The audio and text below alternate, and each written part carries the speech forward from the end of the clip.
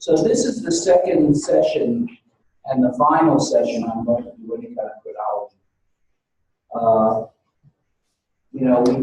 You were born in the nuclear age. I was almost born in the nuclear age. And all the terminologies some of us are familiar with, the nuclear triad, counterforce, countervalue, ICBMs, this is all post-World War II. None of it existed prior to World War II. So I'm just trying to present here for you some of the key events that led ultimately to the U.S. using nuclear weapons. There have only been two nuclear weapons used in anger. They were both used by the United States against Japan to win the Second World War.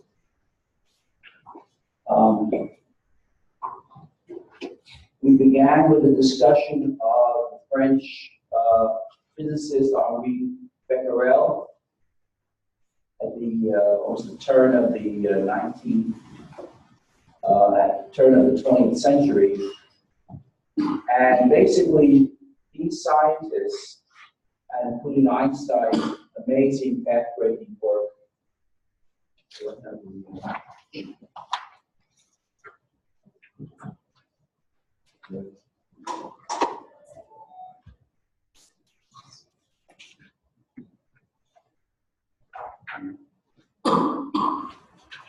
Sorry, this one's the laser pointer. Okay.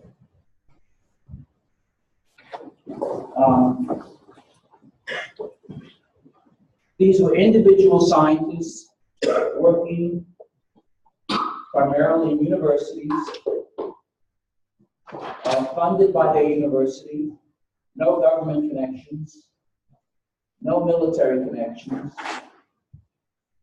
no policy political connections. They were independent scientists doing independent work, trying to understand the path-breaking elements of the atomic nucleus. And as I mentioned last time, for those of you who were here, Kuhn, the historian of science, says that this cumulative progress made when a certain set of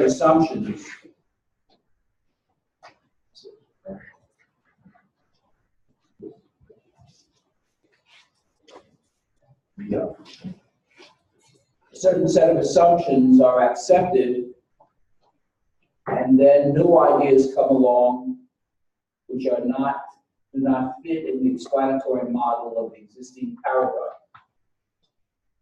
So, for example, Einstein's papers all busted up existing paradigms of how physics was thought to work and the relationship of mass and energy. This is a completely new paradigm. And this is extraordinary, again, that he worked completely alone. He had access to European journals, and he read them in his Bern, Switzerland apartment. Just phenomenal. And then submitted his papers to top physics journals in Europe. And they were flabbergasted by what he had written. Rutherford is key to the discovery of the atomic nucleus, and became the head of the major laboratory in England to study atomic physics. And he had students and offspring who were clearly very significant in the furtherance of nuclear energy. Cockcroft and Walton, who experimentally verified Einstein's equation that if they bombarded lithium, it gave off energy and reduced mass in a predicted way by Einstein's equation. Chadwick, a Rutherford student, discovered the neutron.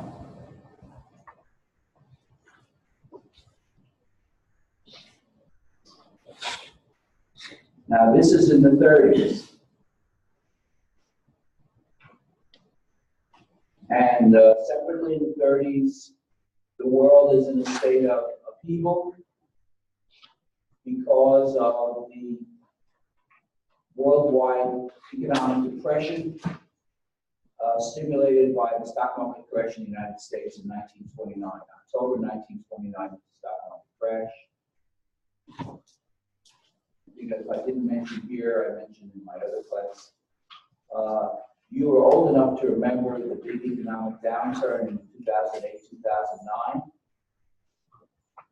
You know what the unemployment was in the U.S. at that time when Obama came in for Bush? 10%.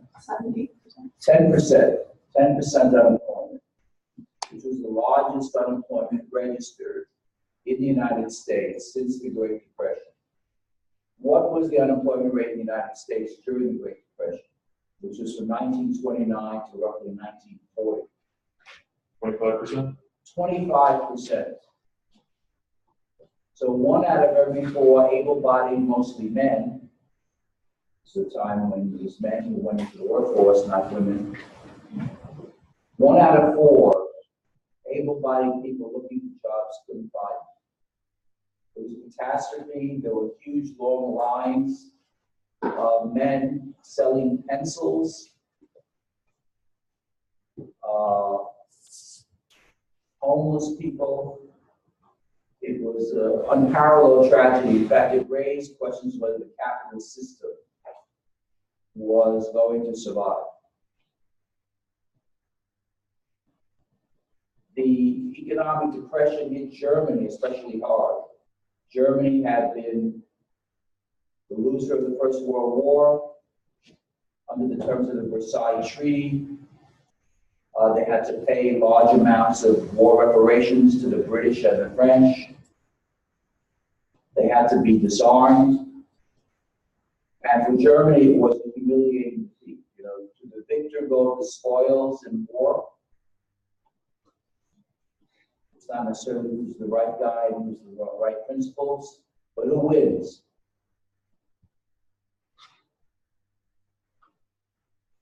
Germany had had a very flourishing democratic system in the 20s, the Weimar Republic. But there were right-wing elements in Germany who blamed the French and the British and blamed Jews in Germany for the defeat of Germany in the war. And they were led, the right-wing groups called fascists were led, ultimately there was a big struggle for power by an army corporal from Germany named Hitler. He had limited education. He had been an art student. He had studied art. And he had applied to a major art institute in Vienna and had been rejected, which he was deeply humiliated.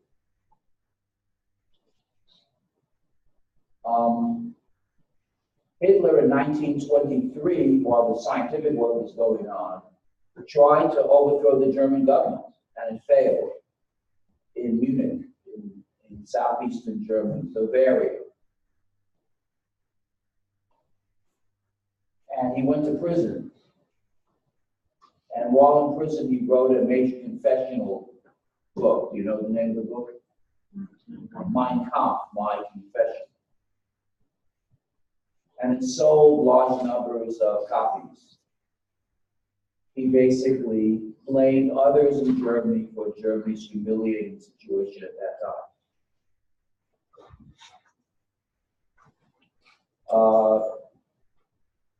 The Depression knocked the heck out of the German economy. And in the early 30s, they were suffering as much as any major country in Europe. And ultimately, there was an election, a free and fair democratic election in 1933. And Hitler was elected Chancellor of Germany.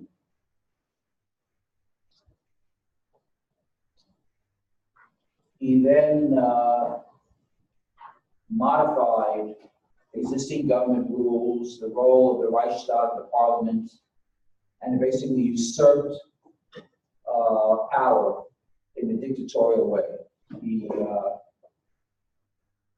It's a long, complicated story, but he was successful in seizing power and became the unanswerable dictator of Germany. This is some people, not many, but some have led to the use of the analogy of Hitler being elected in 1933 to Trump being elected in 2016.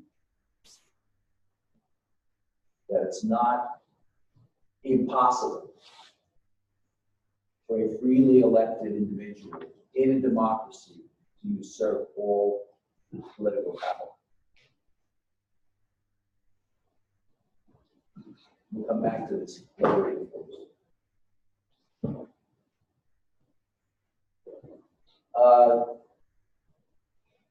Hitler had a policy of industrialization, of rearmament, of juicing up the economy, promoting jobs, and he was very successful. In 1936, an area of Germany which had been demilitarized, according to the Versailles Treaty, the Rhineland, Hitler ordered German troops to re-enter. This is a violation of the Versailles Treaty signed by the German officials at the time. Hitler, this is a common theme with Hitler, he was having big disputes with his military high command about various military steps, and he was much more risk-prone than risk-averse. He challenged the military, his own military advisors, to implement his policies. They thought every one of a series of steps could lead to war again with Britain and France, and Germany was in no position to wage war. And Hitler said, no, they won't fight. They're tired of fighting. And he was right, and they were wrong.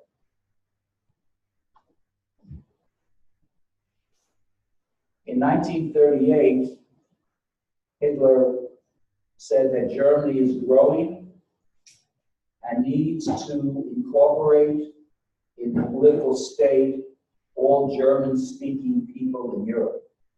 And there were pockets of other countries in Europe that were German-speaking, most prominent of which was the adjacent country of Austria. How many of you have been to Austria? German-speaking, adjacent to Germany. Hitler again had an argument with his generals, and he said, we'll march into Austria and they'll do nothing. And he was right and they were wrong. This was 1938. The Austrians did not contest it. They, in fact, there were many photos, they're on television a lot, of the children and women waving Nazi flags to Hitler's troops as they marched in.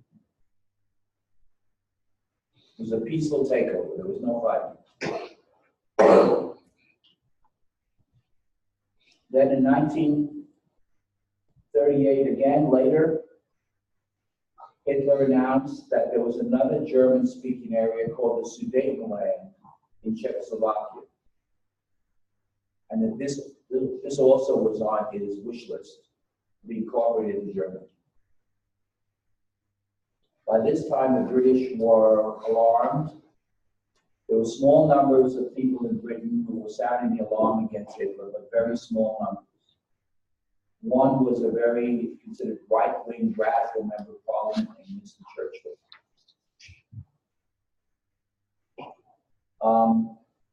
Hitler said, look, I don't want war, I just need Lebensraum, maneuver room for the German people.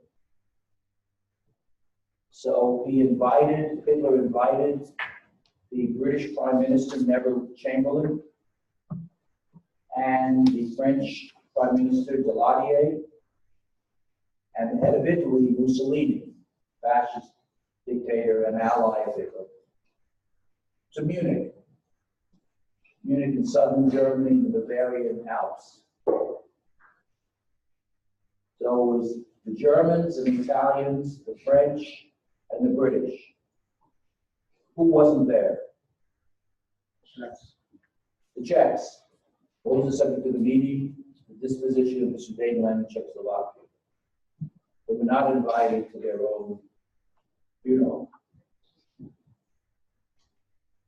So Chamberlain said, we can't tolerate your continued acquisition of new territory in Europe. And Hitler said, look, I'm pledging to you that this is my final aspiration in Europe, Sudetenland and Germany. And Chamberlain said, well, how can I believe that?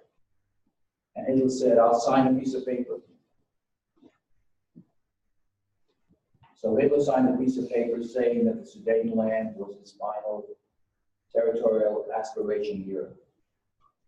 And Chamberlain, who had flown from London to Munich for the very first time, had never flown in an airplane before, 1938. He came back, and there are many photos of him landing in London. It wasn't called Heathrow Airport. And he waved this piece of paper. And he said, I bring you back peace in our time. Peace in our time. Because here Hitler has pledged no more territorial acquisitions in Europe. And the British people overwhelmingly did not want war. It had only been 20 years since the end of the First World War, 1918 to 1938. So he was applauded, Chamberlain was applauded for his magnificent negotiating skills. But there was a minority in Britain, and Churchill was one of them, who made a public statement, very sarcastic, saying, poor Neville, he seeks peace and he will get war. And that's the first time you have an introduction of a negative connotation of the term appeasement. Appeasement is to acquiesce in the demands of an aggressor, hoping that the demands will be the final demands. This is widely used in contemporary international politics today.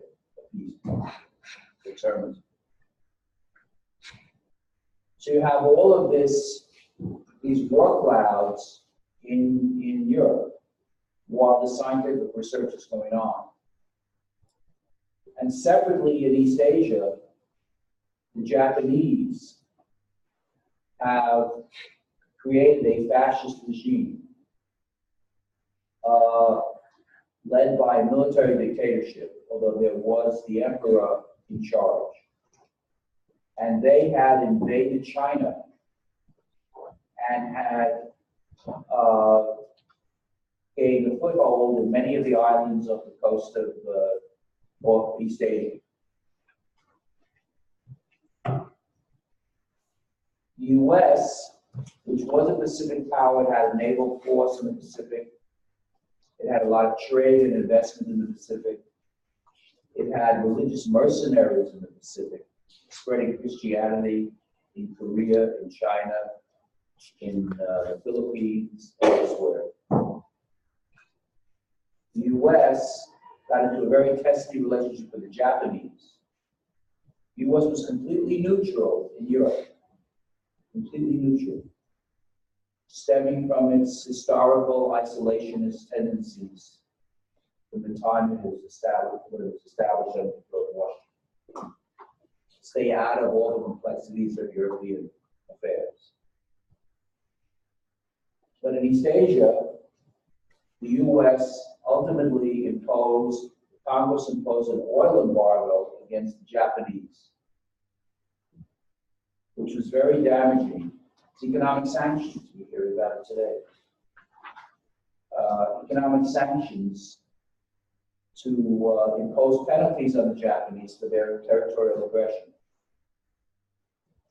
And this was the situation in East Asia on the eve in 1941. Okay. Any questions about that brief historical review? How many of this is very familiar to some? Good.